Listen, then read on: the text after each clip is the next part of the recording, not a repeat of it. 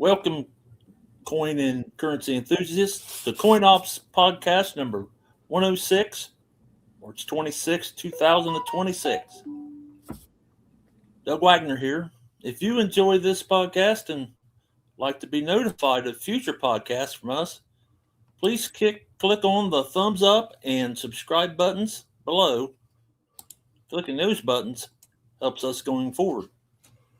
I would like to start with this live stream by sharing with you a list of coin shows coming up this weekend. Okay.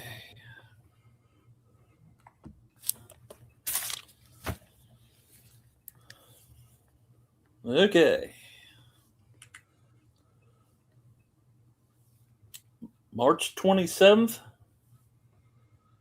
Winchester Coin Club Show, Winchester, Virginia. 27th and 28th, the 73rd Northeast Alabama Coin Club Annual Show, Springdale, Arkansas. Sorry.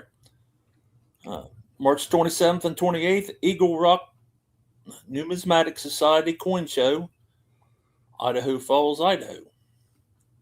The 27th and 28th, Mustang Coin Show, Mustang, Oklahoma. March 27th through the 29th, CSNA 143rd Coin Show and Convention, Arcadia, California. March 28th, Four Peaks Coin Club Spring Coin and Collectible Show, Scottsdale, Arizona. March 28th, Naugatuck Coin and Currency Show, Naugatuck, Connecticut. March 28th, Tampa Stamp and Coin Expo, Tampa, Florida. March 28th, Owatonna Stamp and Coin Show, Cabela's, Ottawa, Minnesota. March 28th, North Carolina Mountain Coin Show, Asheville, North Carolina. March 28th, Candor Coin Club, Oswego, New York. Also the 28th, Parkersburg Coin Club, 61st Annual Spring Coin Show, Marietta, Ohio. Also the 28th, Dallas, Texas Coin Show, Richardson, Texas.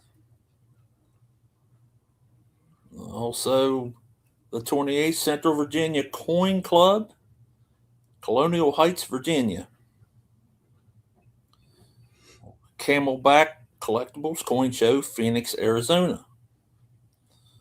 March 29th, Elgin Coin Club Coin Show, Elgin, Illinois. Redford Coin Show, Livonia, Michigan. March 29th, South St. Paul Monthly Coin Show, South St. Paul, Minnesota. March 29th, Green Hills Classic Coin Stamp Jewelry and Currency Show, Cincinnati, Ohio. North Hills Coin Club Annual Show, Harmony, Pennsylvania. March 29th, West Shore Coin Show, sponsored by Harrisburg Coin Club, Canonsburg, Pennsylvania. And that's all the events we have for this week. And David, could you please read Kitco, please? Sure. Hi, everybody. David DeBloons here. Precious metal prices. Gold is currently down today, $116 an ounce to $4,391. Silver is down $3.75 to $67.63. Platinum is down $93 to $1,836. Palladium is down $58 to $1,376. And rhodium is up $150 to 11,150. And let's take a look at who we have for a panel today. Hello, panel. Hello, David. Hello, David. And by the way, everybody, I will be at that Green Hills Coin Show this weekend coming up. Just letting you know on Sunday. So for all that list that Doug just did, thank you, Doug. That was a wonderful job. And thank you, David, for taking and spreading the information about the price of metals. But yes, this Sunday I will be, me and Flordelina will both be at the Green Hills Coin Show. So it's a good show. It's been around since, I believe it was 1959. And I've been to it almost, I've been faithful. I'll put it that way. So other than that, that's okay. How's everybody else doing? So, Robert, what you're saying is you're like a hound dog. Yep. Okay. Just like you're late. I know blonde women that are late all the time. Just saying. Not natural. Come on, B. I know you're not you're brunette, right? Doesn't matter. At this point, doesn't really matter, does it? Yeah, it does. I ain't got a lot to say about that kind of stuff anymore. You know, It's too old, Robert. I don't care. I wish I gray. could. Doug's gray, and David is post gray. David, you have to check his eyebrows. David can be whatever David wants. Yeah, he's got a full house today. He's smooth, baby, smooth. Is that a Reds jersey you have on today? He has something on, yeah. Oh, man.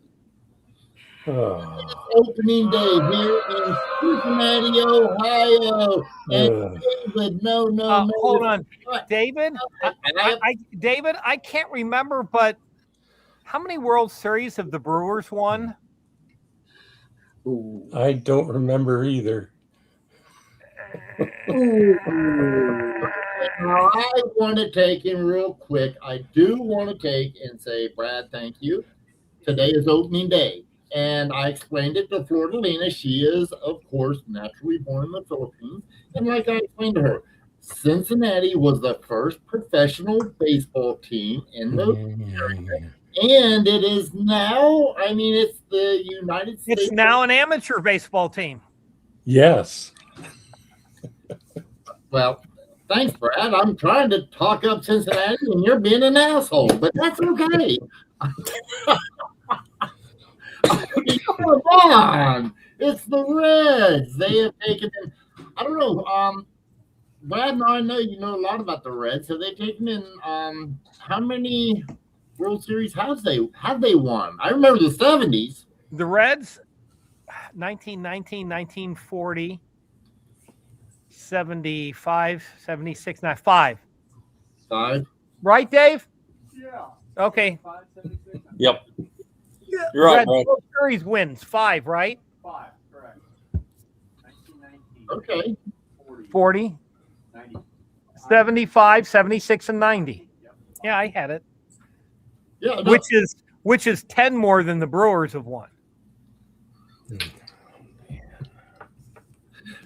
Now listen, David. No offense. You did open that can of worms. Nobody else did. Yeah, No. I'm so sorry for either one of you guys. Robert, David thought it was a can of worms. It ended up being a can of whoop ass. Well, I know you have 3, David, you have 3 Ohioans on this panel. You have one Oregonian, and then we have you, and you might be outnumbered, just saying. Understood. Yep. Good day for Bucky Bieber to crawl back in his hole. All right. Sorry. So how did Wisconsin do in the NCAAs? Really well. Yeah. Yeah. Oh. Starsky is back. What did you do with Hutch? It's out to lunch. I don't know why, but little Amanda McCarthy, she's not showing up over on the StreamYard's comment side. I can't highlight her. I don't know. I just can't highlight nothing that she says because she said some things I'd like to highlight, but it's Really? not coming over on StreamYard. Okay. Take your sunglasses off and do your job. Did somebody time her Highlight out? highlight some stuff, dang it. Put the sunglasses wrong back one. on, please. I don't know what you guys are doing. I'm staying out of it. Hey, I like the glasses, David. Like that. Thank you. I used to have a pair just like them. Oh, I like the man. mirrored ones. At least you don't have to mess with Yeah, it. so did I when I was 13. I said used to, Brad. I know. I said I used to too. This B1 here. Hey, B1. I see B1. Somebody's. Oh, there he is. Hola, folks. Hola. B1 is in the house. Pull that off. Yeah, and he's got the I just parrot thought and one would be flying somewhere over Iran. he's got the parrot and the donkey and the goat are all present today. Yeah, all showed up for work today. Yeah. Yeah, they weren't late. They were on time. Yeah, I know. It was there I had all more along. important things to do. There is nothing more important than this podcast. Give me a break. Yeah, I know. was Come trying- on. I was trying to miss the spot prices so I didn't get even more depressed. Yeah, I Yeah. guess. I'm about ready to jump out of my basement window. You got to jump up from that one. Right in your basement. What's that? I have access out of my basement window now since you've been there. Really? Yeah, we put in one of those escape windows. Oh, Brad's got him a bomb shelter now. Yep. In case there's I another have a mud way- flood. I have a way to get away. If What's with the parrot? yeah, that's no good. I have a way to get away now if my wife gets too mean upstairs. Ay, caramba. Or you open your big Hey, mouth. The second 2026 quarter comes out tomorrow. Oh, you stole my thunder. Uh-oh. Oh. Blame it on 7664 here.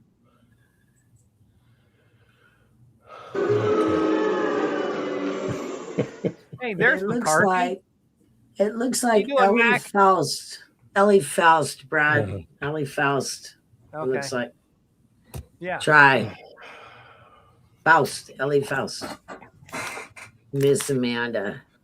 I'll lean like this, and you can see the parrot.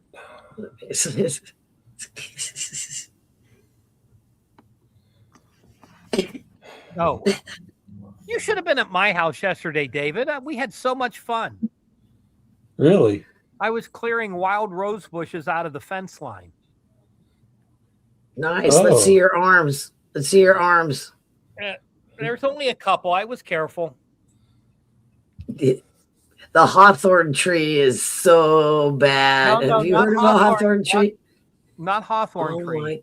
No, just Oh my. those rambling rose bushes. Yeah. Oh, You're right back. Yeah, I had no idea what it was till I moved to Oregon, what a hawthorn tree was, and it's pretty dangerous. Who Then you knew? backed into one. Wow. No, I watched somebody pull one out and I found out how dangerous it was. I had no idea. Learned a lot. Yeah. Yeah, the Sunny Indians in are out Florida. there. It's kind of sunny here, you guys. It's kind of sunny here, a little bit sunny. A little bit sunny here, which it's never sunny here. Yeah, well, I was going to say one of the 2 days of the year. Yeah, really, Brad. It's that. I'm not even. Yeah, it's that bad. Not a lot of fun here. It is a windy 79 degrees here. I think it's supposed to get a high of 81 today. No. Yeah, you could get some No weather. way. Probably be snowing. No way. You know, I kind of like Ohio. I kind of like it. Might change though. Yeah. Ohio's perfect. With this Ohio Valley, we're changing by the minute. In fact, I think we're supposed to have potential of bad weather today. Yes, you are. Overnight. Yeah. Well, you hate that? It's like it was sunny yesterday and today it's. Yeah, I know. I know that feeling. We're lucky if we get one here and one there. Does anybody want to talk about coins instead of the weather? Sure. See, I told you guys coins. Anybody got coin questions? That's right. Get it in now. I got to leave at 4:30. Get it in now. He's a busy man, you guys. When's the next show you're going to? Me? Yes. Yes. Yes. Central States, April 22nd, I think. I'll help you, Brad. Will you? Help you. Yeah. Are you going to come down to Central States? No, I mean, it's the 23rd through the 25th of April. Okay, but it starts for me on the 22nd. I'm going to be there for PNG Day, the day before, and I think for $100 and some you can get in that day too. Early bird. Right.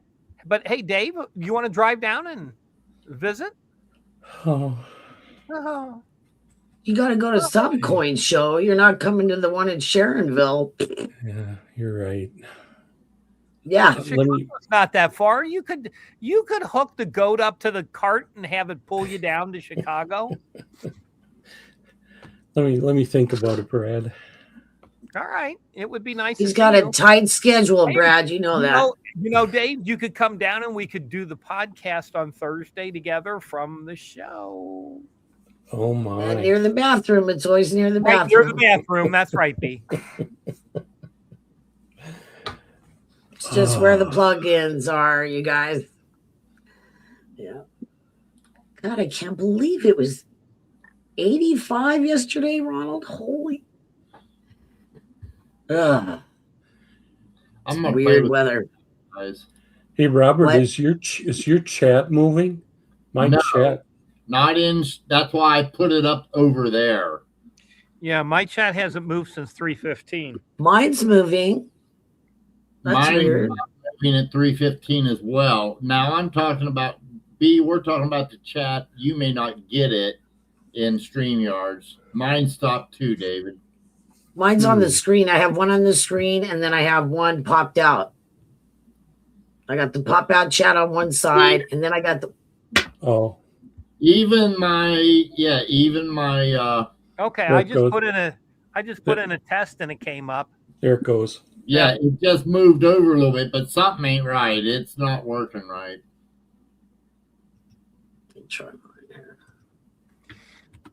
Bill 457 wants to know what kind of metal detector Amanda has. I just thought Amanda was just a gold digger.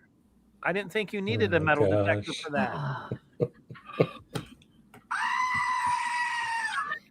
Amanda, you can give him the high sign and he will never know. Guy was in the shop, let's see, Monday, came in the shop. He had an almost uncirculated 1779 8 reale that he had dug. Ooh. Nice. Ooh. How much was it? Pretty nice, not too much environmental damage. You know what I mean? It was, the luster was impaired. It was kind of grayish from being in the ground, but as far as wear was concerned, it was a-Wonk. Happy for the guy. Metal detectors usually get stuff that's pretty wasted. So right on. Then I'm talking about now. Yeah. Wow, I would like to. So all the other guys that you date now have money, right? Amanda, don't give them any ammo, Amanda. Don't. They just like pack it in. Yeah, you gotta watch them, Amanda. Yeah, you're going to be like B. B's kind of like, being in downtown Beirut. She has to keep her head. Yeah. Exactly. Watch out. The bomb's coming. Mhm. What happened to Doug? That's what I was about to ask. I know. Where's Doug? He Where'd had Doug enough go? of B and left. Well, I know, but I believe Doug's the one doing the metal detecting presentation. Yeah. Sort of kind of I love metal detecting. everybody. New doctors You're have a having just lot of. a lot of technical issues. It's one of those things. Chrome's wanting to update again. Me and B was talking about this right before the show. Yes.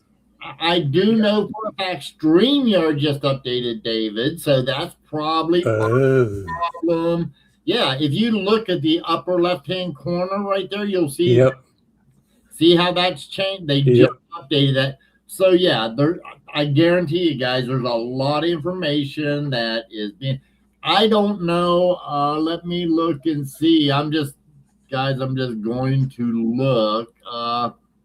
Robert B is right. I have another window open, and the stream is going fine on the other window, but it's not working on our.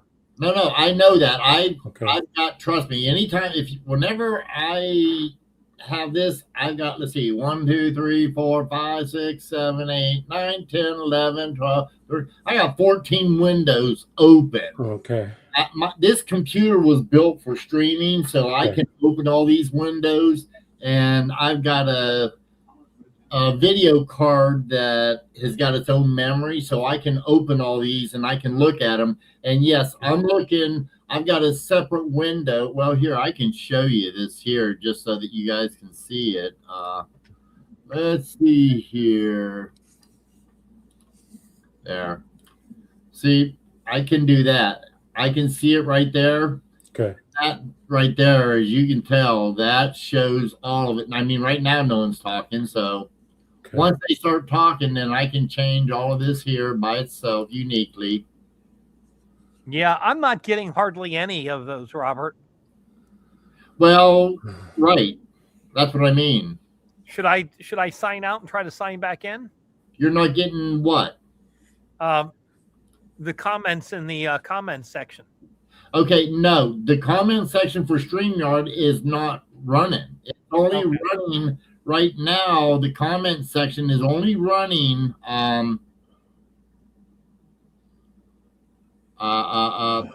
it's only running on YouTube. It's not running on the other. Okay. Are you guys talking about the pop-out chat? Yeah. No, pop-out chat is fine. It's just that mine's working. The chat next to, well, it's hard to explain. I'm not the going one to inside the one inside the screen. You mean the one because that went away? That was up and now it's gone. So I don't know. StreamYard is gone. The chat on it is messed up. Their update is no good. Yeah. My was 323. Okay. Yeah. Now, okay, who's that? Junior. Hey, good. Maybe Robert can figure something out. We got my sons in here. Junior. Yeah. Hi, Robert. Junior. Good to see you. Are you even there, Robert? Okay, we can't even hear him. So there you go. Mm-hmm. Doug, are you talking? You able to talk? Yes. Okay. Yes. Good. You hear me? Yep. I unplugged something wrong. I had to reboot. Sorry. Oh. We're just talking. We figure StreamYard is having a problem because there's so many glitches right now occurring. Oh, I just got that to update. I don't know what the hell that is. Hello, S.J. Smith. Oh, interesting. That the Sigma is the checker, the silver gold checker, right? Yeah. SAS, do I know you outside of YouTube? I think I know who that is. I could be wrong. Hello, John Jacobs, Lisa Anderson, Now something got changed there. I don't know what the hell's update, guys, but I'm starting to think that I don't know. Robert, have you done something? If you well, like I said, I can't hear you. Apparently your mic's not working. Yeah, we can't hear you at all. Bill I don't 457. even know what's going on. Can you hear me at all? Oh, We can hear you, but man, it sounds like you're in a Yeah, I can hear you. Yeah, you sound like It's you're in off a the tunnel. webcam, sorry. okay. What's going on? I don't know. We're having a hard time with the StreamYards. I think they just had an update, and I've got a pop out for YouTube, and I can see it's scrolling, whereas StreamYards is not. Yeah, I don't know, you guys. So there. Hello, Will B, Bill 457. I will. Polly Boo, Lisa, John Jacobs, S.J. Smith. Well, That's it. Who's Oh. making sense? Do we Yeah. know the Making Sense? That's a new one, new person. Sense. Yes, we do. Make it make sense. Thank you. Yes. that's my name. But yeah. Yeah, that's me.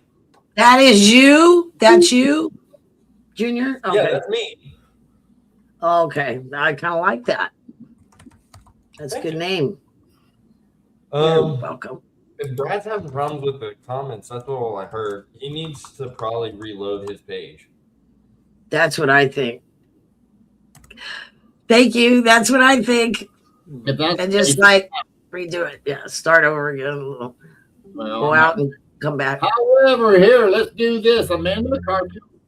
I don't know how much time she has or anything, but it's I got about 3:30. Doug, are you about ready to do your presentation, sir? Is he frozen? Oh, okay. No, there he is. I'm ready whenever you guys are. Okay, David, I'm gonna leave it up to you to make a decision, and you just whenever. Brad, I know you got to leave early. However, we got a presentation to do. Yeah, I'm here. I'm here until 4:30, Robert. Bummer. And David, I'll give you a cue to put the pictures up, okay? Can you see that, Are Doug? you ready? Yeah, I can Yep. see it. Okay. Okay. That's my metal detector. It's a AT Pro. It's what I use. I got started metal detecting in 2017. Me and my brother, we used to watch metal detecting shows and said that would probably be fun. So what we started doing is just we got I got me a cheap metal detector. It was a Bounty Hunter. I don't think it cost $100 at the time. And he had an AT or a Ace 250. I mean, relatively cheap detectors. And we started hunting, started swinging our detectors. The first thing I found was a 1858 Flying Eagle with an old cheap detector, and I was tickled to death. And that really got me started. And one thing with a detector like that, you got to do a lot of swinging because it doesn't discriminate. And you hear a beep, you dig it. And 9 times out of 10, it's metal. But that one time might be a coin, like that time was. So,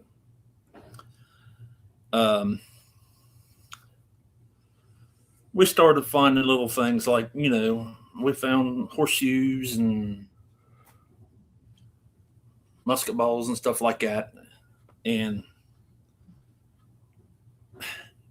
in order to really do good metal detecting, it helps to know if there's anything there back in the old days to hunt. So what I did is I got on an app called a Historical Aerials, and it shows all the houses, all of that the particular one we used is like to date back to 1918, and that's how it got started. And it showed the houses in little black squares, and we started looking for those the places where the black squares are at. It's kind of, it's not spot on, but it's close. So, it's very important to do history. You got to do a lot of research, and me and my brother done a lot of research. We checked on that app, and and another thing we done was we asked the people down the land if they had any history, what they knew about it, and then we get on the computer and look for the county's history that we were in, or the surrounding counties, and see for any history. And where we found all our stuff, there was a lot of history. So Doug, from there, we started. Doug? Yes. Yes. Let me know when you want a different photo to come. Should I be going through the photos, or do you want? You can if you want, and when I look up to it, I'll explain it. Okay. Whatever photo that is, I don't care. I mean,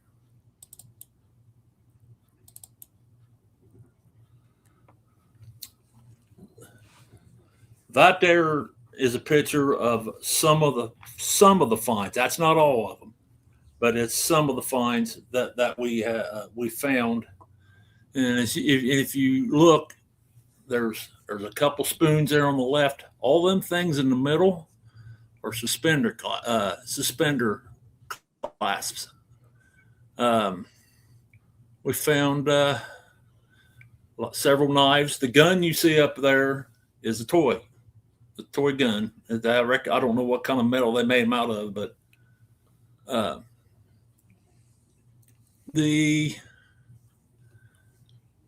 you'll also see on the right down below gun, there's like a square thing that come off of a old dresser. We're guessing late 1800s, early 1900s.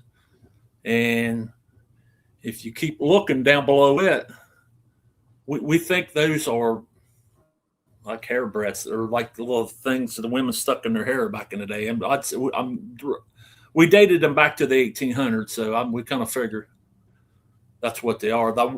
The thing beside the orange thing looks like it got a happy face on it. That's a part of a kerosene lamp. And the bottom left is a toe tap. And you'll also see, I think those are old cattle tags, several rings. You'll see several rings up through there. Scroll up to the top, please, David, to the top of that picture.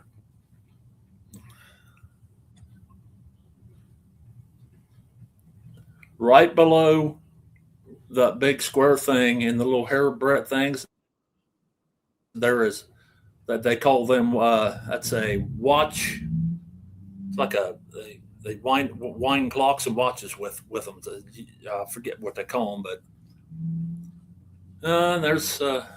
I'd say the lighter's probably more modern than anything, and an old pocket watch. And that thing in the left, up on top, that come off a RCA, a phonograph. I think it's early 1900s is what we done research on. That's what it coming up being. Okay. From then, after doing the history, we started finding older houses and found a lot of old coins and buttons. A lot of these houses were dated 1795 to, we had one that was 1900s, early 1900s. but and then there were several in the 1820s. The picture you see there is, of course, we talked about the whole coins. The one in the center is a large cent. Back in the day, large cents, well, let's say washers, were 3 cents. Large cent was a penny.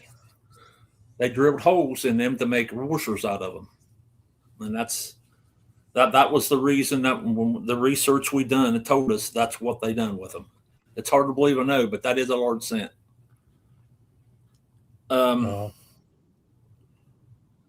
Later on, we've hunted for about 8 or 9 years. Later on, we keep hunting this one place because it's big. We found what we think is a trading post, and we found a lot of things there. Toe taps. We found buttons, tons of buttons. I talked there a couple weeks ago about the William Henry Harrison button with the cabin on it, which you'll see here in later pictures. But we found it there, and we found trimes and 3-cent pieces and 2-cent pieces and a lot of large cents, and which and we found the reeds, and the harp has the reeds in it inside. We found a lot. You see a lot of them harmonica reeds. So that it's you're not going to find coins, and you're not going to find them every time. You got to do a lot of swinging. You might go out 100 times and not find nothing, but you might get it 101st time and find a bunch. It's not easy, and some people get discouraged because well, we didn't find nothing. This ain't no fun. Well, if you keep swinging that thing on the ground, you're going to eventually find something. You cover enough acres. Okay, right there is some of the, I think it was matrons. 1818, 1825. I think there's some 27s in there, if I remember correctly. That's some of the ones, but nicer ones we found there. Go ahead to the next picture, David.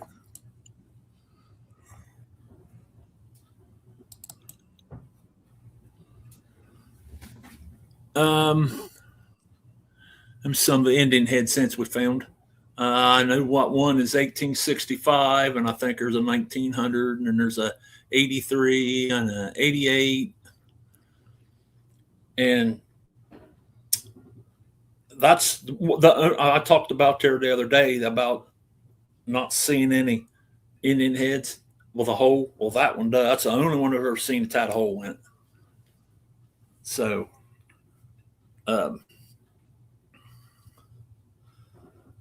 let's see. Like I said, we were able to date a lot of places by the coins we found in it. I mean, some places didn't have any, but some of the artifacts that what we found, like the buttons, helped us date it close as we could. That there, I'm assuming, I think it's like an 8 reals or something that's been cut. Because sometimes if you look at that picture just right, you can see the head, and there's big letters above the head on the right hand side of that. So where I found that, we found 1795 Liberty Cap, and we found a couple at 1817 and 1818 large cent there. So it dates to the time, I say. I mean, that's a real old place right there, probably the oldest place on there where I found that at. So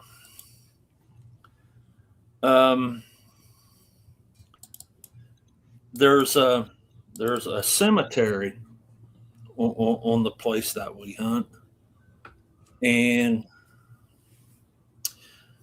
You can learn a lot of things from an old cemetery. You can, back in the day, there was a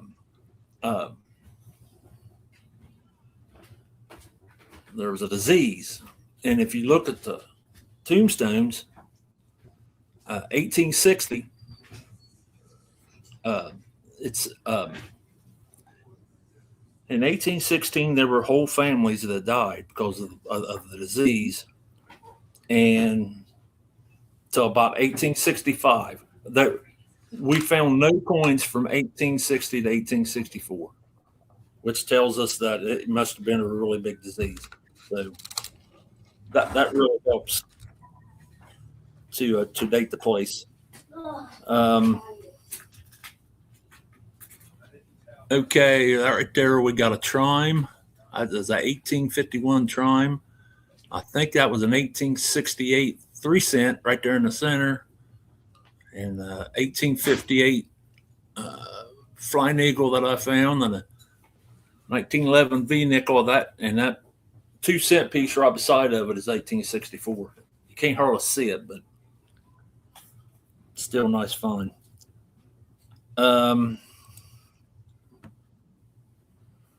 Okay. Let's see.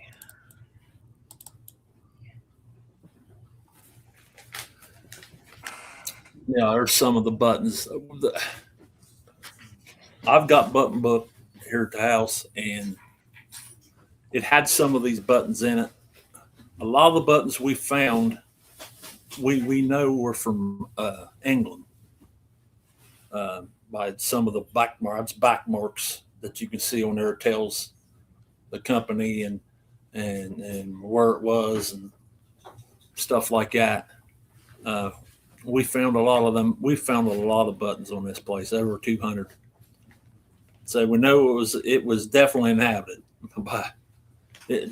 We found 10 houses that we know of, and you got to remember back in the day, these houses wouldn't know 40 by 100 or 40 by 40. They were like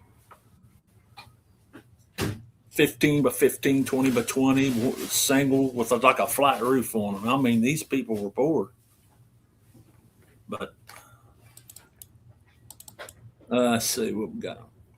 No, okay. The one on the right looks like a 3-ringer, but it's not. It's actually what we come to believe as a bullet from a pistol. It's like they shot a pistol shot that. It's not that big. It looks big there, but it's really not. I can't remember the caliber we thought it was, but then there's all the different size musket balls we found. I wish I would have found a 3-ringer, but there just wasn't any on there. We found some. I think there's a picture on here that'll show some buttons. Doug, what's a 3-ringer? It's like I know a lot of the metal detectors out there would probably know what I'm talking about, but a 3-ringer, that's in the Civil War, they were like they're a bullet that they loaded into their muzzle loaders. Oh, okay. Put the powder in, put the or felt or whatever they put in there, and then you tamp that into the gun, and that's what they shot out of it. It's more heading towards the Civil War. More a lot. You see a lot of places that they're like Virginia or West Virginia or any place out, or like Tennessee, they'll have a lot of them because that's what. But they basically all used during the Civil War. Okay. So, Hey, Doug, Amanda Yeah. McCarthy asked, how many coin spills have you located over the years that you've been hunting? we found one spill that had like 7 or 8 wheat pennies in it, early teens. We found 3 large cents in one place, 1825 and two 1827s. Several of them were just like you'll find one here, and you'll go 500 yards to find another one. Some of these people walked, must have had their hand in the pocket or hand in something, whatever, where their money was at, pulled it out and it dropped. We call them drops. And you'll be walking 500 yards and all of a sudden just hear beep beep beep, and it's a coin. So that's the biggest spills that me and my brother found. I mean,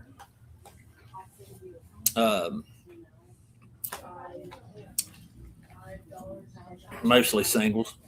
You know, I mean, we found one. There's one spot out there we found probably 50 coins, but it was scattered over like 4 or 5 acres. It's the trading post I was talking about. That had to be what it was, because that's where most of the stuff was found. And there was a lot of broken glass. You'll see broken, when you see broken glass and broken the plates, like ceramic plates.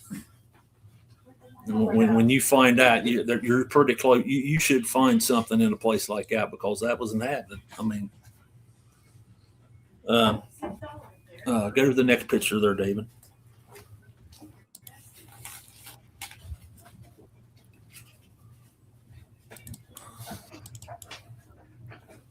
Oops. That's another.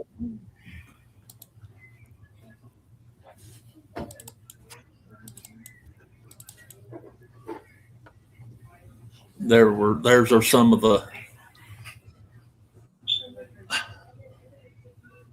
them buttons were surface finds. I know the one in the center and the bottom was a surface find, and the other ones had like a whatever it's made out of, like a brass or a tin or whatever. And then the first 2 on top, we found several of those. They're kind of a purdy button, you know, that's got flowers and stuff on them. I don't know if that was on dresses or what they was, but we found a lot of them. You're just seeing a small portion of what we found, but a lot of buttons. We probably found over 2 mason jars clear full of buttons. But there were several people there. I mean, you find that many buttons, there had to be several people there. The HR, we think that is a pair of blue jeans later on. We're not in 1800. We think it might be early 1900s, we think, because it doesn't have most of your coin, or most of your buttons have shank on them. Well, this didn't have a shank. It's like, you know, I can't describe it, but it wasn't a shank, which leads us to believe it was a newer button. And the rest of them got a lot of designs on them, probably 1850s, 1840s is what we're thinking. Okay. Doug, Amanda McCarthy asks, when cleaning your finds, what tips do you have for everyone? Well, I'll tell you, you can't clean. I know this sounds crazy, but if you spray water on copper, it will mess it up. I don't know why that is. I know it's wet in the ground, but now silver you can. We take we got a little squirt bottle. We'll take and just squirt it on the coin, and it cleans pretty good. But if you do that on copper, the best way to clean copper is to get you a toothpick, or for you people that live out in the country, there's honey locust trees. And honey locust has got thorns on them, and them is some of the best cleaners you'll ever clean. Really? Wow. you just kind of pick at them. You don't scratch or anything. You just kind of pick, and you can take a soft toothbrush, and it works too. Yes, them things are. You wouldn't think they would be, but Okay, so work Doug, they why work do very they well, and they go. use Doug? Why do they use alcohol sometimes to spray on them? What is that about? Well, I don't know about spraying alcohol. I know you can spray water on your silver. Okay. It won't hurt Okay. it. You if it's dirt on it, you take it and spray it, get it loose, and just kind of barely brush it off. I mean, Okay, yeah, that's the you way we can't do it. I really- know other detectors do it that way too. Okay. Yeah. I found it. Yes. Adam is asking, Go ahead, have you Robert. ever swept through a construction site looking for items with your metal detector on a construction site? No, I haven't. I can tell you the most of our hunting is farm field. And Cornfields is what you said. Cornfields. an occasional, cornfield. Okay. Yeah, that mostly, maybe every once in a while, a yard in front of a house. But I mean, Wow. the Interesting. farm fields, you got to do a lot more walking. But that's what we had access to, so we done it. I've got another question for you, Doug. Let's You was see. talking about your date Yeah. where it was void of coins. I have a suggestion to you because I've actually been in a house. It was in Kentucky, but it was part of the underground route that they had during the Civil War. And I'm just wondering, because I know approximately where you live, Yeah. you could have been, that area you're at could have been on that path. And I'm just wondering, it sounded like the Civil War era. So I wonder if people were concentrating more towards the Underground Railroad and, I mean, just their time was spent doing other things and maybe all the extra money, and they were more cautious about their money. It's just a wild ass theory. I'm just throwing it out there.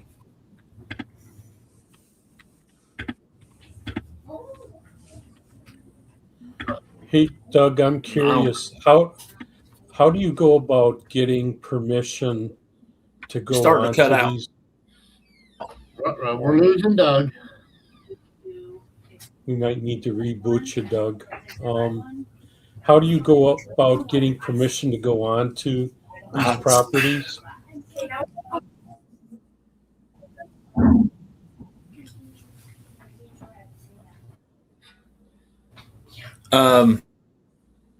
How do I would people that we got permission on? We've known for a long time.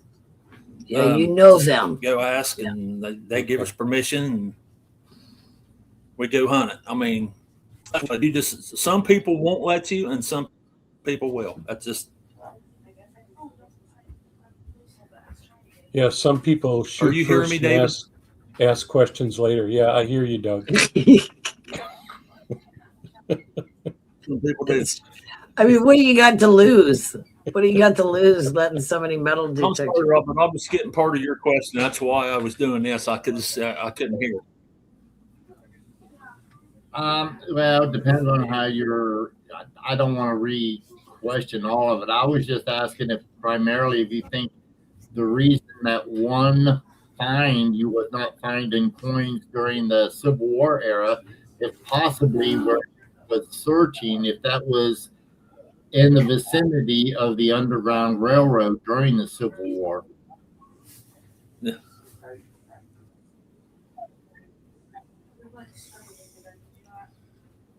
Yeah, there's an underground railroad in our town. Okay. We found tunnels in here where I live. So now I David's took it.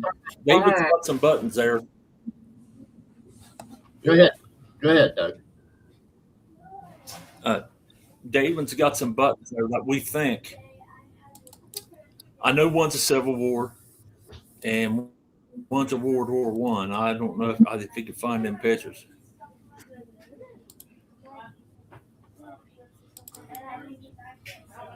But B, just to let you know, there's a farm in Kentucky that my sister used to live on the farm, and there's this one that looked like a chicken coop, but it had a false floor, and you could go down below. I was showed this. You could go down below. There was a complete living area right there, and there was tunnels that went to several of the different buildings on that property, so that if somebody did by any chance find one of these, they had an escape to go to other locations. I was totally flabbergasted, to say the least. So cool. There's so many tunnels everywhere, you guys. Wait till everybody finds out. They're all over the place. So, Doug, did you read what Amanda said? Well, there's some in my town. What did Amanda say? Ever hunting, wear a safety vest so people don't think you are working. Bingo. Yep. Or just let them think you are. And if they're deer hunting, it's even better for a vest. Yeah, I've seen it all. Yeah. I think you're coming in and out, Doug. Your signal's messing up again for some reason. Yeah. Yeah. So if you have extra windows open, you probably should close them. That's why I print my stuff up, so I don't have too many I windows. don't know open. why. That's why I do it.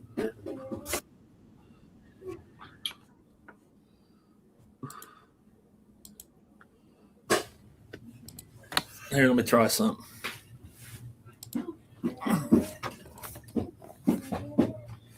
More try. That's pretty good, Doug, by the way. That's a lot of stuff you got there. Parts of a gun. That's it looks not even like. half. Really? That's not even half of it. Yeah. Really? I think it's Yeah. so cool. Oh, you ought to see the buttons. There's at least two mason jars full of buttons. Robert, David, see if you can pull up that one that's got the military buttons on it. And just a little FYI to David and Doug, next time you guys send pictures like that, maybe someone needs to learn how to put labels on them and put like number 1, number 2, number 3. Really, Robert? I used to do that with mine. I tried. Just say, listen, this is the first time. It's okay. I'm just making a suggestion because I see the struggles for David. I know they're real. I made that mistake just like you, B. So I'm just trying to be, Mr. Lawson, we did discuss that, but we didn't think we needed any specific order. So there, David. Doug, you Yeah. can even show them yourself, and then you don't have to have your face on the count. I mean, Hey, B, I'm learning technology one day at a time. I thought know it was a you'll be major all thing, right but here this pretty is soon. the pictures. That's okay, Doug. I had to learn how to label my pictures, number them, all that stuff. And I was telling somebody, in fact, we have a customer that's doing their thing, but I took and like Brad, I used to sell a lot of stuff for Brad on eBay. And I would literally take 200 photographs at one setting. It'd take about 4 hours. Then I'd take another 100 of close-ups, and I had to label and number all them. So that's the only reason I know any of this, and I know how to organize that BS. I got thumbnails full of photographs of varieties that I could make my own cherry picker's guide if I wanted to. I bet everybody's sending you pictures for Bever. No, nobody sends me. This is pictures I've taken, B. Oh, you're. Yes. I took it. I'll bet you I took every bit of 250,000 photographs 1 year. There was no photograde back then. No, You were photograde. I always took a photograph of the obverse, the reverse, and if I had a variety, I'd take a photograph of that. They had to be crystal clear, cropped, you name it. So You're the one that taught me how to use the coffee cup. yeah. It's the perfect distance. Telling you guys, try a coffee cup with your cell phone. Robert is 100% right on that one. Works like a charm. I've been doing it ever since, Robert. I am learning as I go, though. I thank David and Robert a whole lot because they're really helping me to get better at this. David's a good teacher. David's a good teacher too, huh? Oh, thank you. Yes, him and Robert both are. They're great teachers. I've learned a lot in a short period of time. Brad, well, here he is back again. I thought he was gonna fall asleep there for a second. He was out partying last night or something. I just thought if I started over, I would get the Chat. up, and it works so far. I think. I told you. Yeah, I need to refresh, update, and all that, but I'm not doing it right yet. So not in the middle of the show because it could take. I don't know if it would affect the whole show. But yeah, Doug, I had to learn a lot of the stuff I took in. I was on the internet. Well, strike that. I got on a computer when you had to program. If you wanted to play a game, you had to program it into the computer. The old Commodore. Yep. People know about that. So I started early, and I learned all that shit. I learned how to do HTML and all that happy stuff.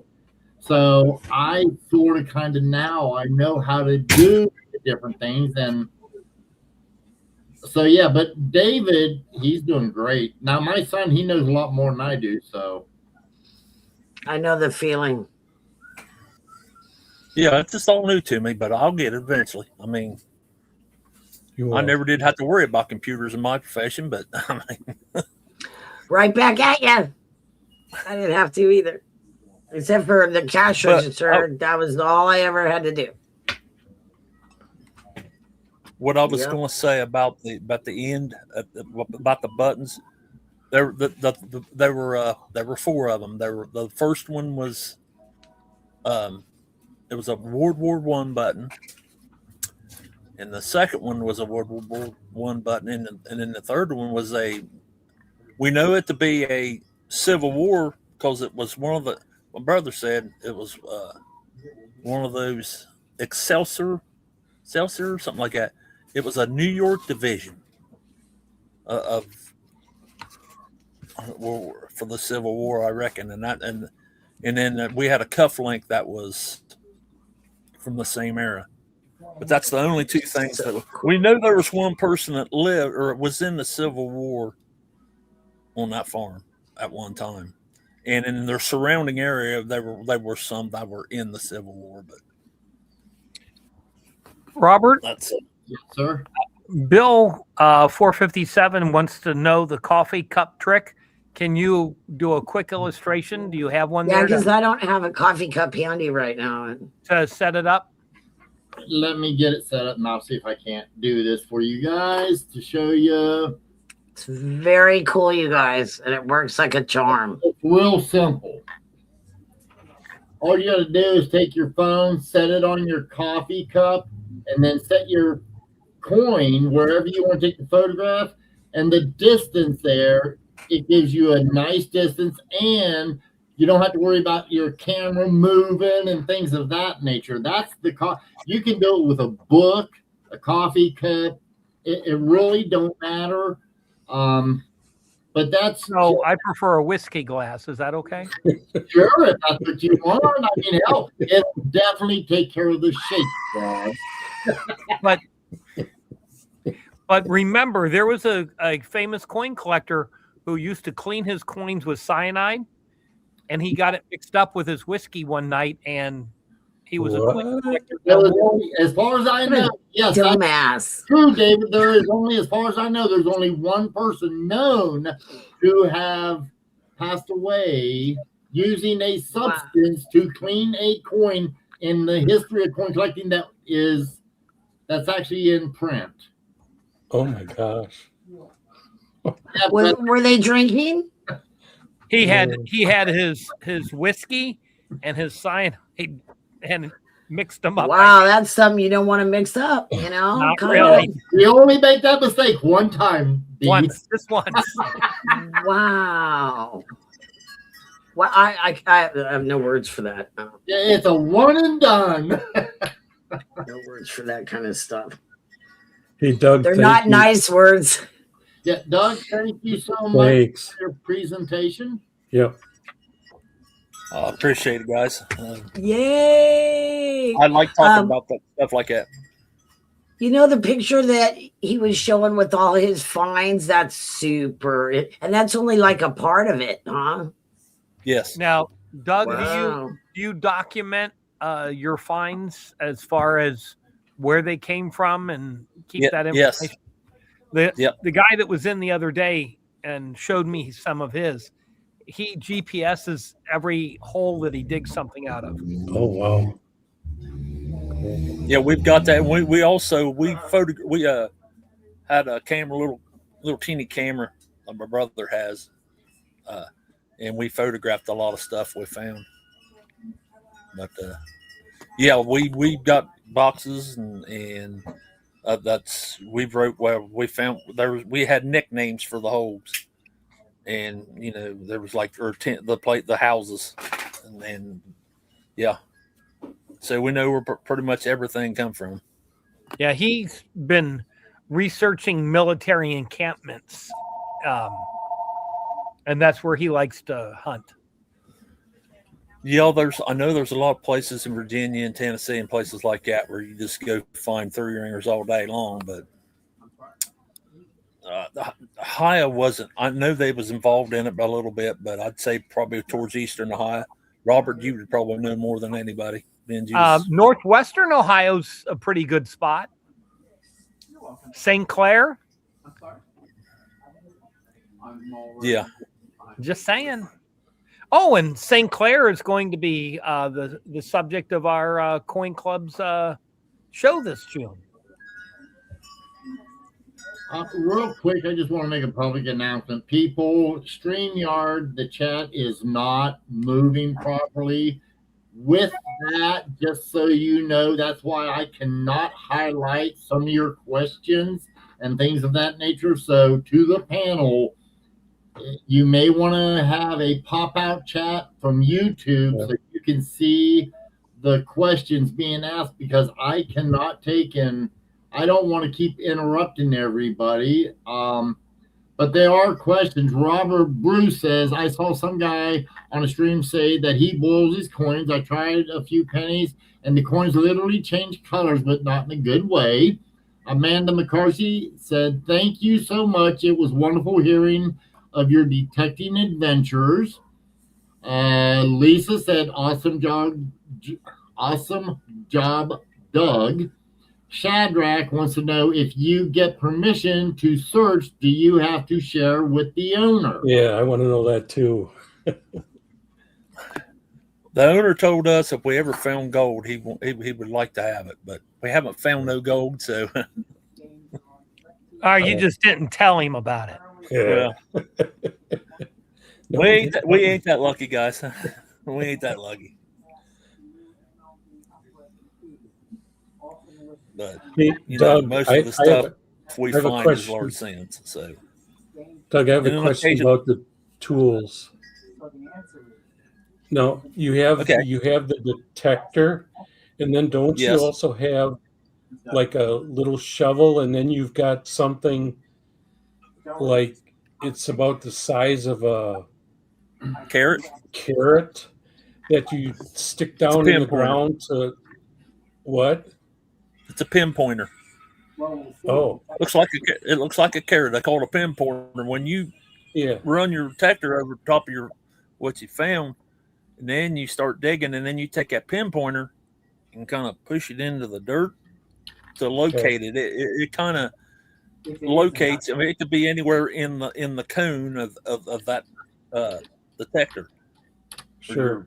And when you stick that down there, you just run through there until you hear it'll go Right. and light up when you've hit metal. So yes, we use shovels, Numismatic or not Matics. We use shovels. There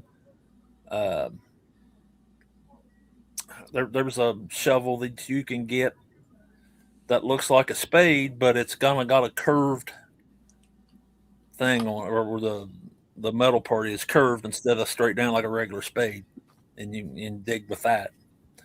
Then you throw your pile on there, and then on the away from where you dug, and then you just run your pin pointer through it. Hopefully, find a coin or button. So, I think you ought to take a backhoe.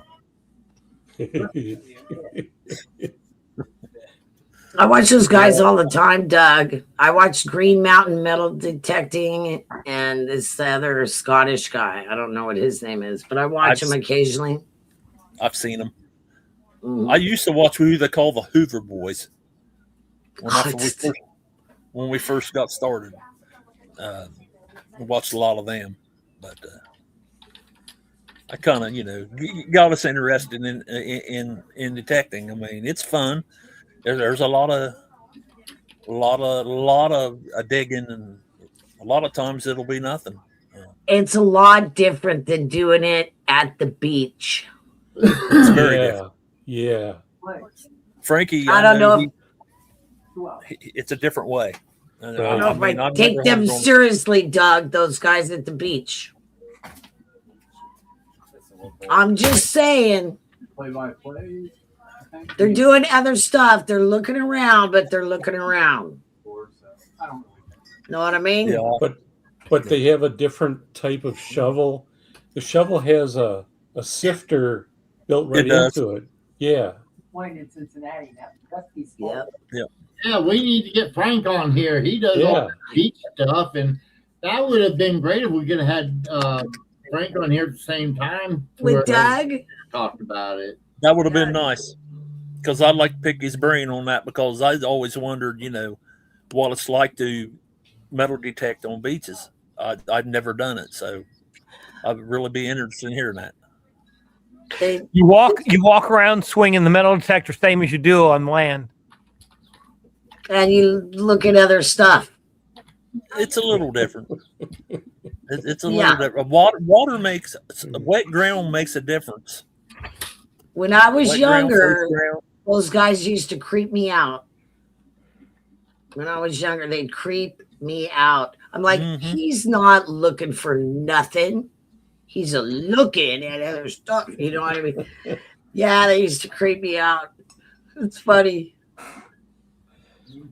Oh, there it is. Guys, I wanted to take and show the coin show for this year, everybody. It's the 43rd annual Greater Cincinnati Coin Expo. There's going to be 180 tables Friday, June 5th.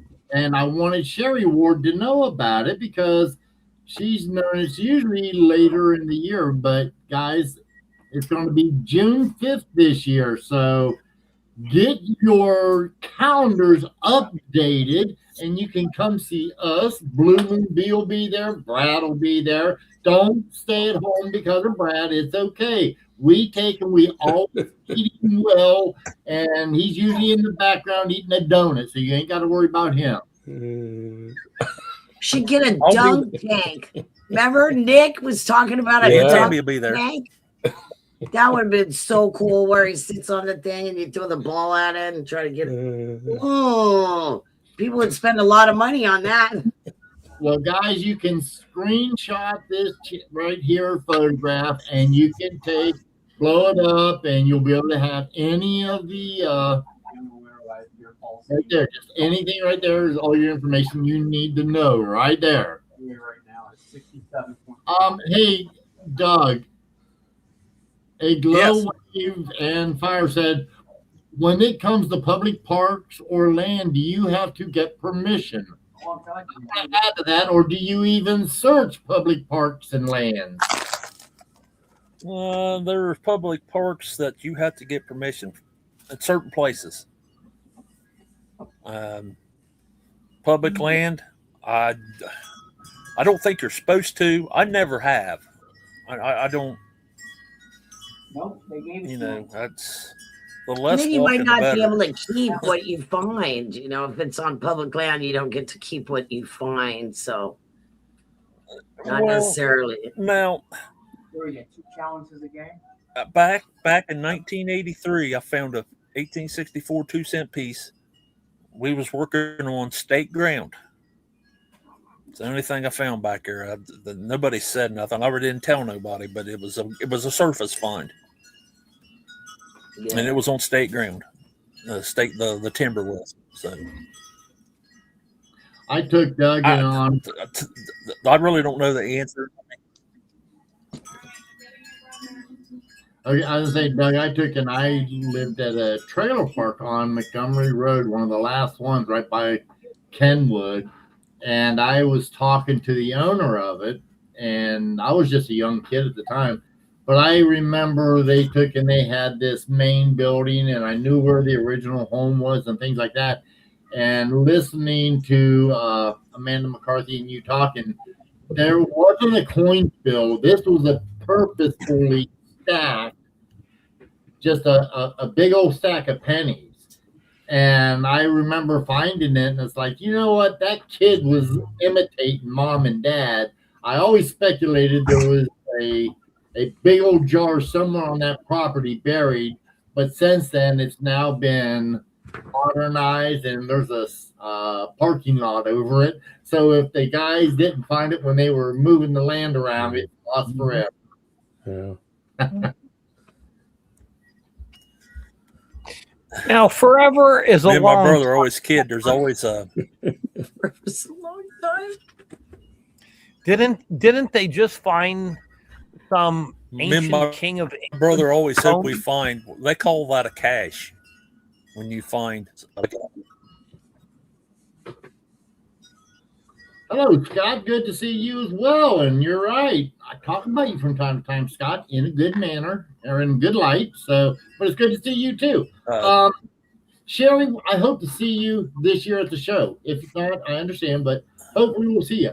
Go ahead, Doug. I'm sorry. Mac's on a roll today. Repeat that question, Brad. It cut out on you. I was just saying, forever's a long time. Didn't they just find some ancient English king's bones under a parking lot? I Back did. it up. Huh? Okay. Richard III. Don't know Richard the the answer to that. Lionheart. No? It was one of them. Yeah. Oh, well. Okay, That Richard the was one of Pussycat. them. All right, whatever. I didn't know they had. Yeah, okay. Sounds to me like, you know what? No, Now they did. They did. I remember that. there is I know where there's on Plainfield Road, I think it is. They took, and when I was growing up, you used to have to go around a cemetery. Now you go straight through the center. Supposedly, they dug the bodies up and put them on both sides of the road. But you know how government people. Yeah, I mean, someday when they tear down Giant Stadium, Jimmy Hoffa's going to come to, back up. Well, I thought it was a different stadium he was under. So I thought it was an overpass. An overpass. it could be anywhere. They ground him up and fed him to the dogs. It's ugly, isn't it? So remember last week I was telling you guys about a car they pulled out of some water. They think it might be him. I don't know. We'll find out. We always do. Well, with the reservoir being so low out in Vegas, aren't they finding a few things out there? Lake Mead, they should be, yeah. So Sherry Word does metal detecting. Now we know somebody else that does. Okay. She did her own yard. Put that one up, you guys. Put Sherry's up. I just look for old money and rings and things in people's bedrooms at night. No comment. Well, I just thought about that. I was like, man, I don't know. I'd be crying about that live. Yay. That's how we come back to bite you. Officer, I had nothing to do with this guy. I don't even know him.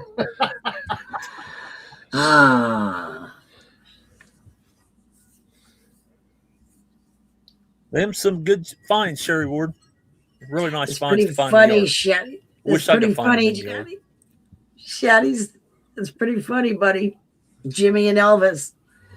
You know. the Oh no, caretaker- they got fired. They got fired from Circle K. They moved over to Burger King. Scott wants to know what's a good, not too expensive metal detector. Anybody That's a want good question. know? Good question, Dougie. I can answer that. There's all kinds. There's all kinds of them. The cheap metal detector bounty hunter I got finds. I found coins with. It's you just can't discriminate. You just start swinging, and what you hear beeping, you dig. It might be a lot of metal, but you might find a coin. Now you get the up. There's Garrett's, which me and my brother have. We have an 8T Pro and an 8T Max. They're pretty much they're top of the line on Garrett's, but you know they're a little harder to run. He had a Garrett 250 called Ace 250. That's a good one, and it's $250. He found a whole bunch of stuff with it. So just because it's a high dollar one, don't mean it's actually the best. You can find it with any of them, but the Ace 250, I think, is one of the best metal detectors they made. It's simple. 900. The ones we got now they got a digital reading. They're a little pricey, but you can find stuff deeper with them. A lot of the stuff we found early on was like 2 inches deep, and then we got them detectors and we was finding 8 and 9 inches deep. So we was going over a lot of stuff. So there's other ones too. I forget. There's Mine Labs and isn't it the size of the disc as to how you can go? Yeah, how does that work? I don't really know. I just you you can can turn it pinpoint up, them a right? little bit better with a smaller coil, but see, there you go. What we hunt in is all metal mode, and when you start swinging, and especially you cover a bunch of ground, just put it on all metal mode, go across there, and you'll hear a beep, dig it, and you hear another beep, dig it. If you find horseshoes and square nails and stuff like that, start. I think one of the best ways to grid is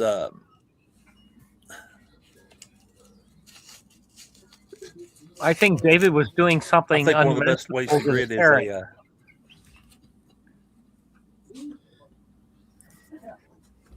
is cornfields.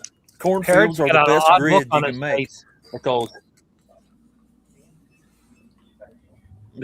you can go through the rows and you don't veer off to the left or the right. It's a lot. If in a soybean field, you could veer off 6 inches, and by the time you go 100 yards, you'd be off 5 foot. So I think corns are the best. You can stay within the corn rows and cover a lot more ground. My opinion.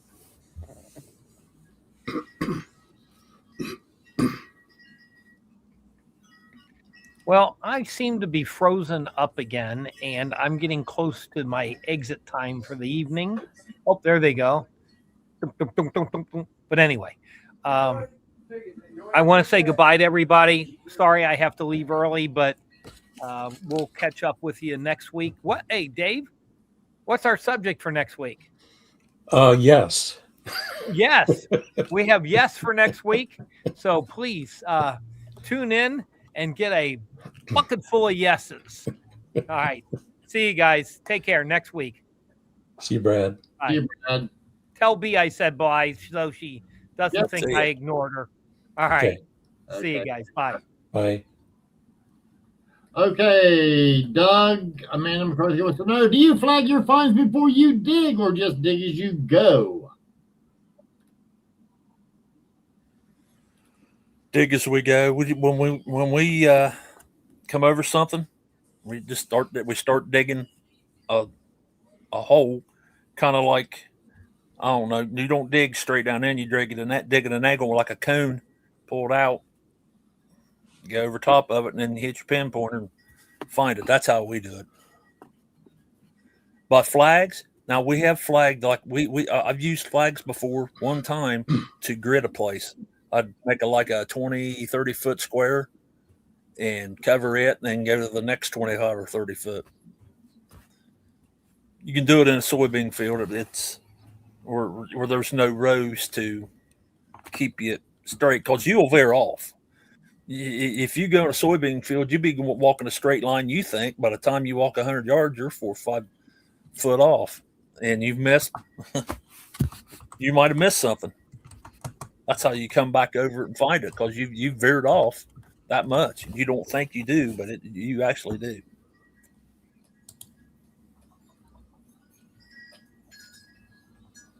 B, do you have something for today, dear?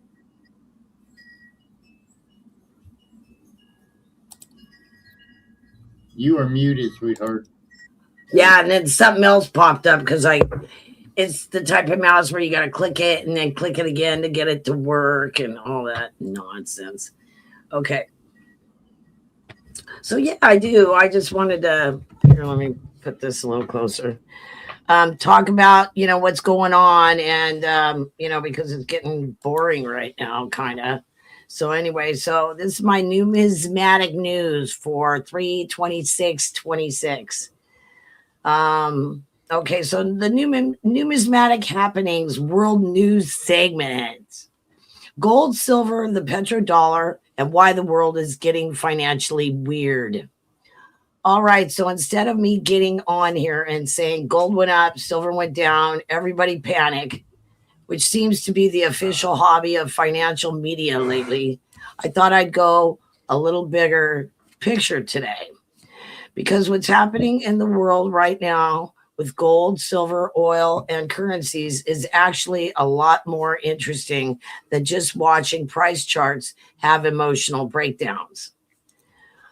What we're really looking at is this. The world is slowly trying to figure out how to rely less on the US dollar.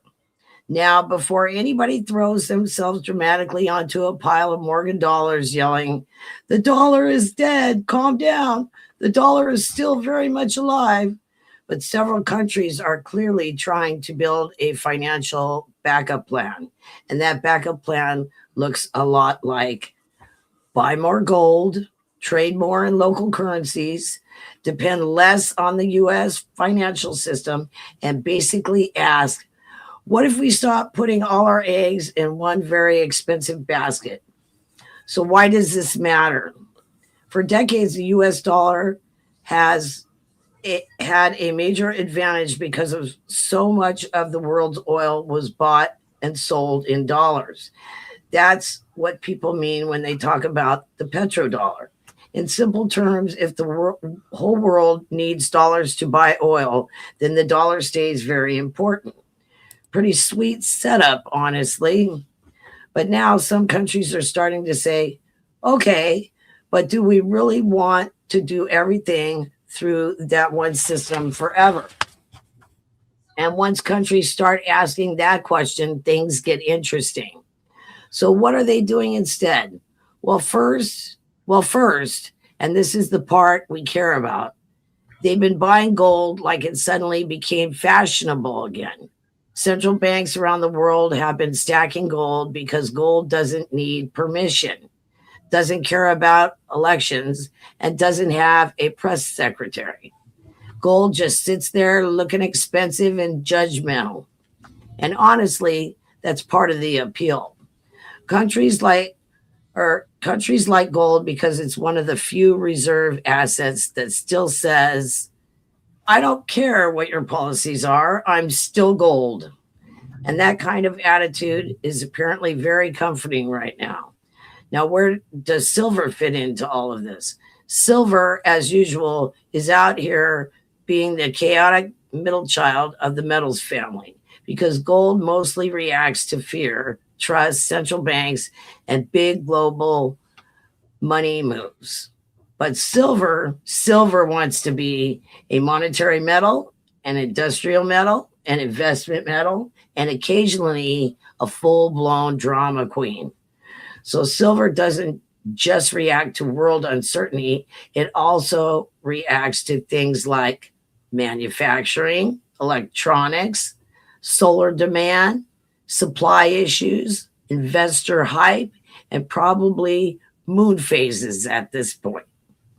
That's why silver can look like it's about to change the world on Monday and then act like it forgot its wallet on Thursday.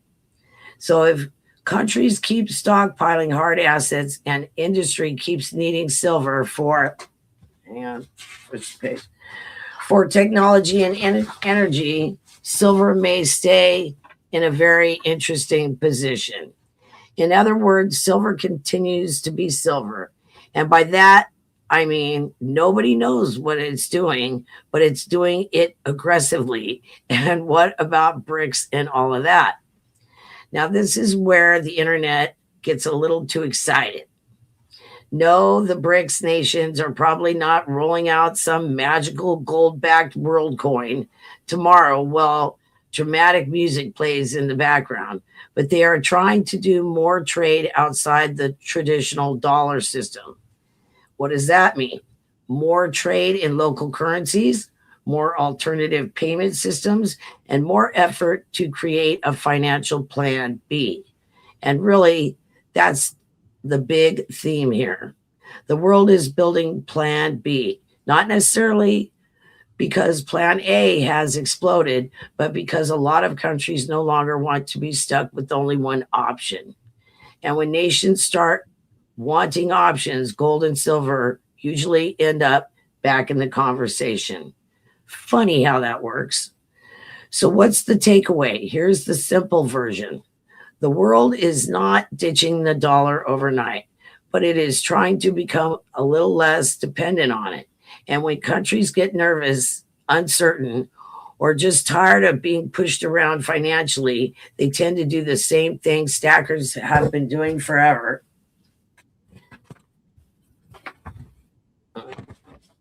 Buy what stackers do forever, buy hard assets, hedge their bets, and quietly prepare for whatever comes next.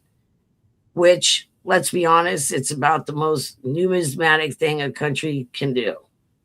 Okay, so, and somewhere out there, an old stacker is just nodding and saying, told ya, or my personal favorite. So yes, the world may be financially weird right now, but for coin people, that's kind of our love language. And that's all I got for you guys today. Thank you. Yeah, that was awful nice of you. I like that. You know what, me and you need to do a segment together because I like some of the research that you do, okay? But I would love to sit there and just sort of have, you need to start a channel yourself so that me and you can do that. Because I'd come in and I'll tell you what, I would go back at you on some of the stuff. A lot of the stuff we agree on, so. I got to drag my son into it. He's been working too much. I got to drag him in here to help me set it all up, you know, to go live. Because I'm this close, Robert. He's just been too busy. So, but I want to do it. Yeah. Yeah, I want to do it, man. It would be so much fun for me. Hi, freaking awesome. Good to see you. It would be so much fun, Robert. I would just have a ball. You know I would.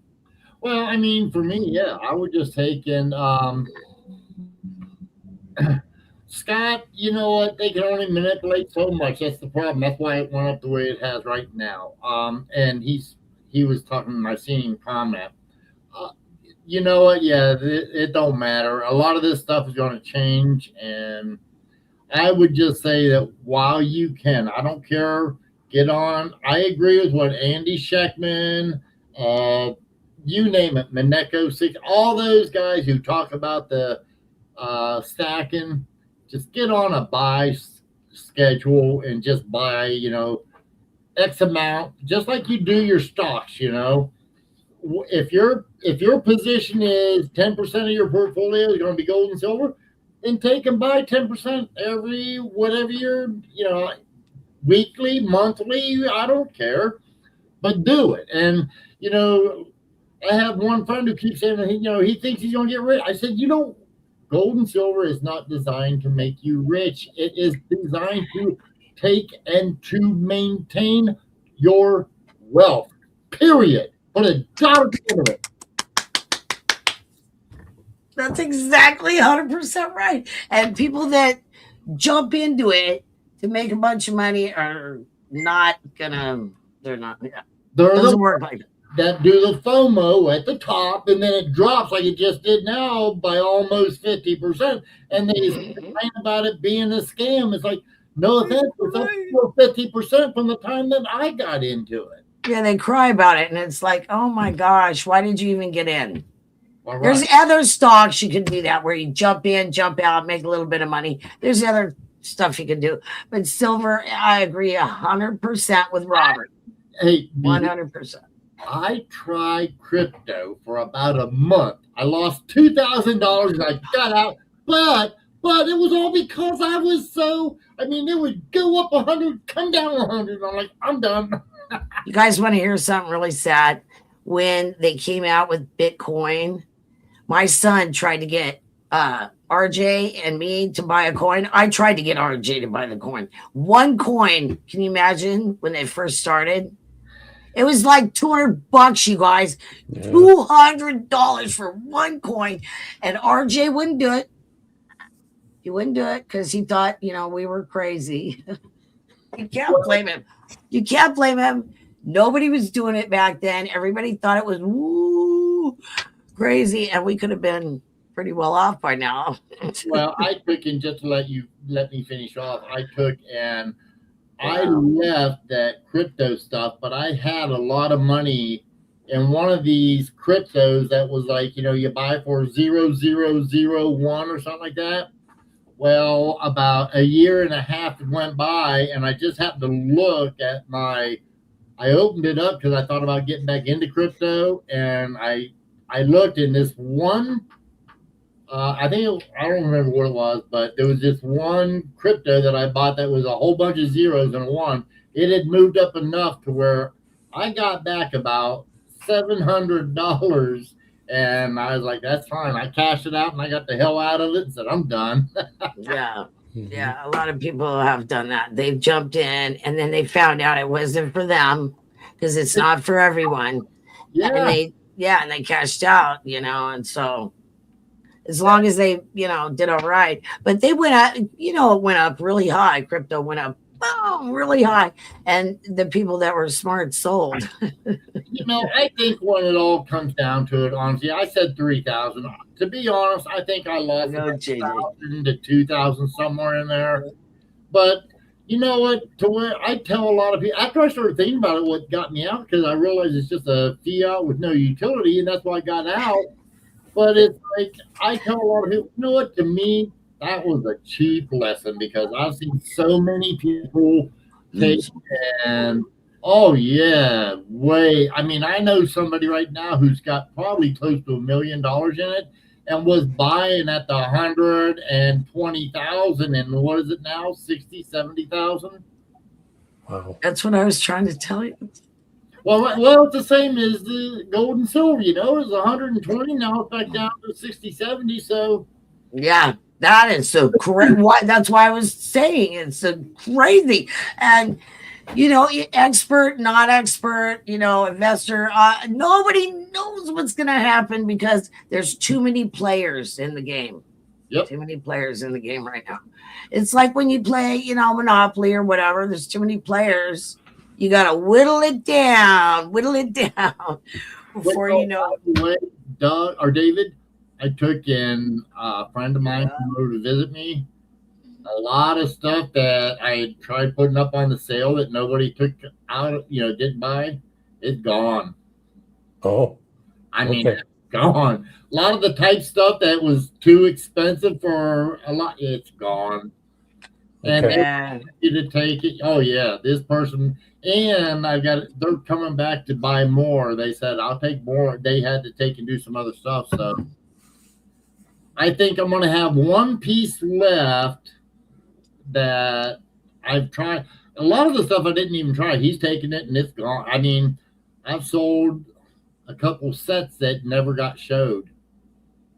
That's why I was just buying constitutional during the dip. Every time there was a dip, I'd go out and buy some constitutional, and that's it. Yep. And that's it. Yeah. Oh, I think I told a friend of mine, if we continue like we have historically, and I don't know, I don't hear too many people talking about it. I don't think I've heard Mineko talk about it, or Ralphie had alluded to it one time, but every time in the past, there's always been a 30 to 50% correction in the metals. When it goes up, it drops down 30 to 50%, and it'll stay down there for just a short time. But then when it starts back up, it's going to start stepping its way back up. And by then, like I told this friend of mine, by the time it gets stepping up, a lot of people won't be able to afford it. That's exactly what I'm talking about. That's exactly what I'm talking about. Exactly 100% of what I'm talking about. So when it dips, you buy a little every time it dips. But I kind of think it's not going to go below 50 anymore. What do you guys think? Well, I believe it is, somebody check this out on AI. I believe it is between 40 and, or wait a minute.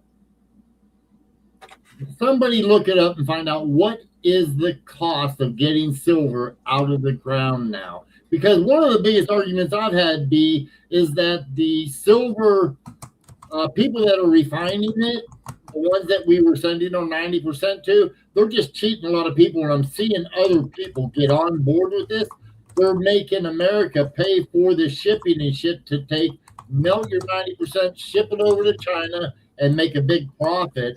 And I guarantee you that's happening. But I think to get silver out of the ground, I want to say it's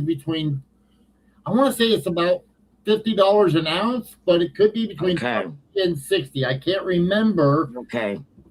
Yeah, see right there, Bill 457 said between Bill's saying it's 60, 70. Yeah. It might go lower though.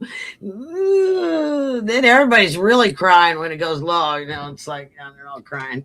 The ones that expected an ROI right away. Yeah, Sherry, I've found a lot myself. I'm seeing Coinstar. Good number. That's funny. David, did you find anything out? Yeah, I don't know if this is AI talk, and it says $21 to $22, but yeah, that doesn't look right. I don't think that's gonna happen. Yeah. I don't know. I'm on a newsletter from that AG John P we were talking about. I signed up for the newsletter, and he made a mistake. And the problem is, after I read that flyer he sends out every day, I take and I delete it, so I don't have it. I probably should have kept it, but he mentioned it was like 90 an ounce, but then he came back because some people called him on it, and I think 20 might be low. I want to say it's too low. Yeah, but I'm not certain. Because of just the economy period, 20 is too low. The economy and the what a dollar is and all that. Deal. If it costs you, let's say, okay, let's pretend we go with what David and what A Glove waving and $19 to $14 per ounce. Here's the deal, guys. Any normal business, whatever the expense is, multiply that times 3 if you want to stay in business for any length of time. That's right. A general. Now, don't get me wrong, people. I don't want to see all these people saying, not in this business, not in that business. I think the general rule of thumb. I know that number fluctuates immensely if you're buying from China as opposed to if you're buying from America. And there's so many other variances to that is pathetic. But I'm saying as a good basis. So if you take 20 times 3, that's 60. That's what they should be selling for to pay for equipment, labor, and everything else that you're talking. You know, a lot of these mines, they're paying people who have stocks in them. They got to pay them so much, and so it varies. So I'm thinking that that is about the right number. Yeah, so like 50, 50, 60, 70. I mean, I don't think it's going to go too much below 50. You might be right. I mean, I think my number was 50, 60, to be honest, is where I think the low is. I mean, that's just a guess. That's all that is. I mean, it could go lower, but then everybody's really going to be, bummed out about that. So, and plus, like I said, the economy, I don't think it's going to allow it to go lower than that. But you guys, whatever, I'm not an expert. I'm an enthusiast, for God's sakes. It's right underneath my name. Right underneath my name, it says enthusiast. Okay, I'm not an expert. And you got my disclaimer, right, Robert, underneath this thing? Yeah, it's there. Oh, sweetheart, It's we there. got that already set up now. Yay! John Jacobs, that's a good point. What's Persistence Johnson? is the key. Knowledge key, yeah. And just patience. How about the word patience? Patience, grasshoppers. Patience. You have to have patience when it comes to silvers and gold, I think. Mm-hmm. Yeah. And faith. How about a little faith? Well, I took and I sold a percentage when silver got to $90 an ounce. And I'll be honest, what I sold was enough to pay back everything I've ever bought in silver. So I don't care. Me too, Sherry Ward. But if it goes down that low, you don't want it to go that low, do you? I mean, I always want it to go low so I can buy in the dip, but do you really think it's going to make it back up? That far back up from there? Yeah. I don't know, you guys. Nobody knows, dang it. My mom. Nobody knows. Nobody has a crystal ball, and they're not going, yeah, I know what's going to happen. Nobody knows. Too many players in the game still. Too many players in the game right now. Yeah, but Polly Boo, the whole problem I have is because I guarantee you this, I am not a smoker, and I guarantee what I'm about to say is true.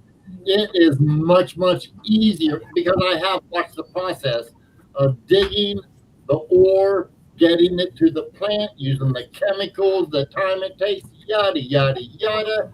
It is probably, I'm going to guess and say 50% cheaper to refine 90% coin into 999 metal than taking it from rock and getting it to the 999 metal.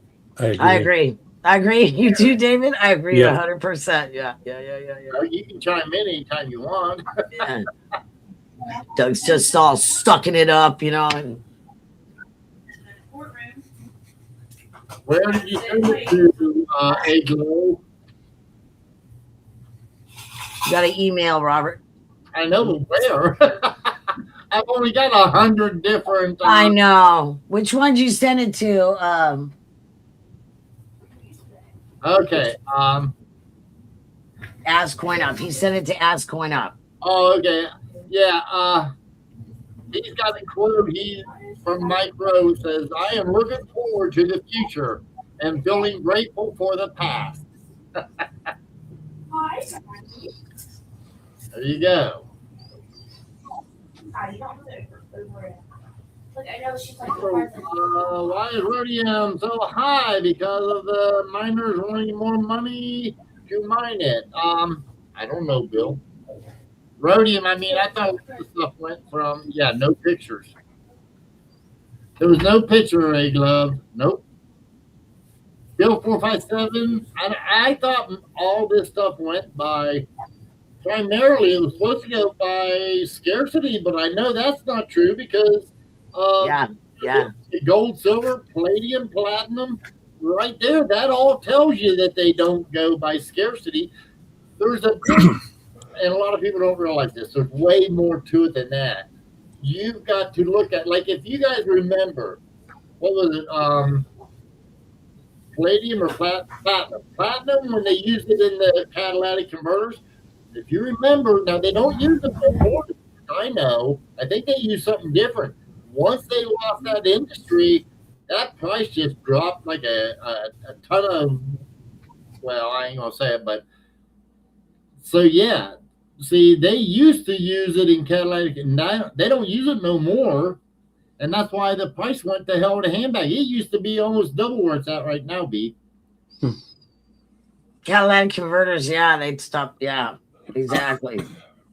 Hi, Oz. Look who's here, you guys. Oz is here. I asked God for a bicycle, but I realized he doesn't work that way, so I still push this. I Oz. Oz, it's always easier to ask for forgiveness than it is permission. That's what the pirate. That's what the pirate goes by. Oh my!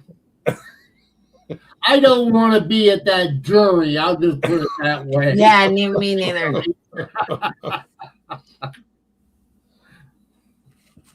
Okay, what's Polly saying? We still need this new silver into the system. Yeah. But we need new silver in the system, or else you will not have any silver to make coins in short order. Manufacturer will pay a hell of a lot more for it. They already are. That's where we're talking about. The biggest issue I think that a lot of people are not paying attention to is that China. I'm sorry, I don't do a good Trump imitation, but China, if you have silver in China, they're happy to buy it and pay you a premium, a large premium. That's why I think the smelters from America are traders and they're selling it to China. But once it gets to China, it's stuck there because China, unless you have a special license, you cannot sell any silver. True story. 100% true story. Really? Yeah, So it's not coming back. Yeah, see, that's why I don't like people selling it to China. Because it's not coming back. You know how your coins, when you pass away, somebody else gets them. You can't take them with you when you die. That's the way I look at it. You can't take it with you when you die. And when they blow it up in these missiles and all kinds of stuff they're making military, it's gone forever too that way. Okay, guys, there we go. I got this image. This here comes from, I don't want to use the name, but it comes from a glow wave and fire. And it's AGI Iowa. AGI Yeah. Iowa. okay, Yeah. AGI Yep. Iowa. Okay, Yep. Whatever. There it is. Let's see. So they're saying the cost. Okay, here again. The cost they're saying is $22 an ounce. That is cost. Let's see here now. Okay. Overhead costs, logistic, royalties and taxes, environmental compliance. You know what?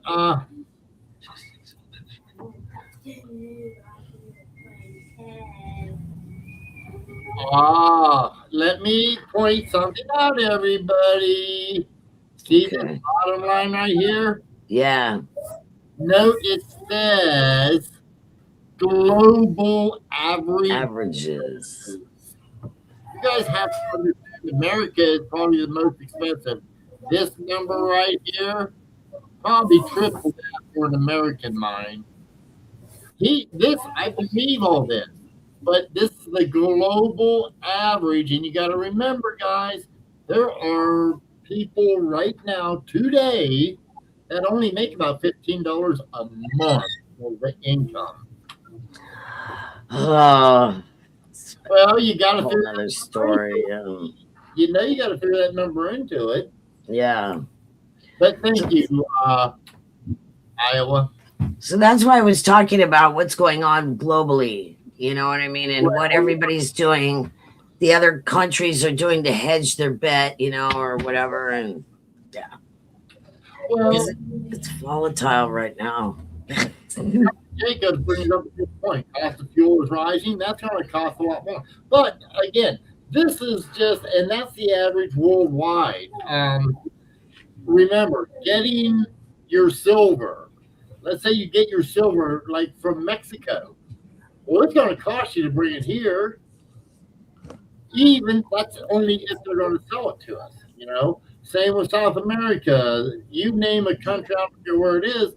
Transportation from that point A to point B is always going to be also is added to it, I think. Logistics. It covers it all. Logistics. AG Iowa, I would be willing to bet that we are probably, I'm going to sit at a minimum of 60% higher on that scale, and I think you know what I'm talking about. That would be my best guess, about 60% higher. And there's other costs involved too that I'm sure we're not including.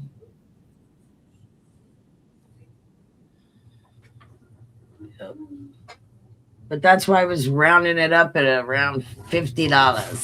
That's what I was saying. So you guys are saying 20 something to 30 something. That's why I was saying I was just going to round it up to an even 50. Well, I mean, it's real. Let's put it this way.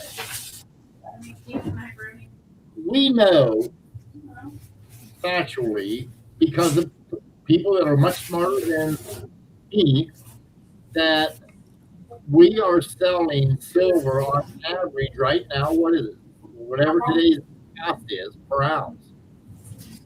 That's my main side of it.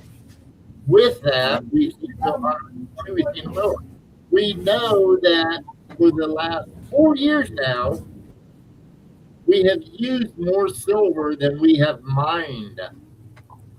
Until that reverses, I see no reason why we're not going to see 3-digit silver again soon. That's what I'm saying. We're in a 10-year deficit. 10-year deficit. Yeah. Well, yeah. I know what you're saying. I never honestly I can tell you 5 years. Yes, you're absolutely correct. 10 years, it may go out that far. Because I know they were dropping down significantly 5 years prior to that. So you might be right. I mean, that's what I'm thinking. It's a guess, With the explosion of the modern technology, all your AI, all your computers, all your smartphones, yada, yada, yada, you name it. All of that uses so much more silver. That's why we've got a deficit. Guys, it's time to go bye-bye. Doug, I'm sorry, David, take us away.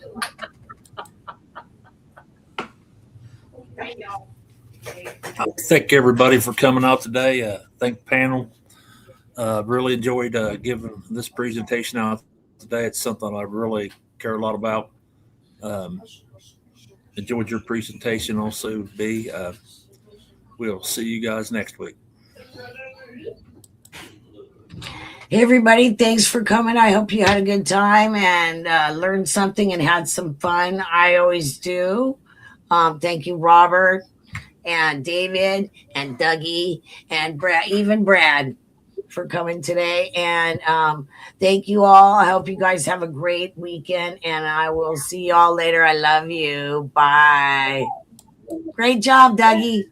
Hey, Jamie John, just seeing you. Sorry, but thank you, everybody. Thank you, Doug, for your presentation. B, thank you for your information. I appreciate that as well. Thank you to you out there in the coin world for bringing us questions. I appreciate it. I love talking about it. Not always right, guys.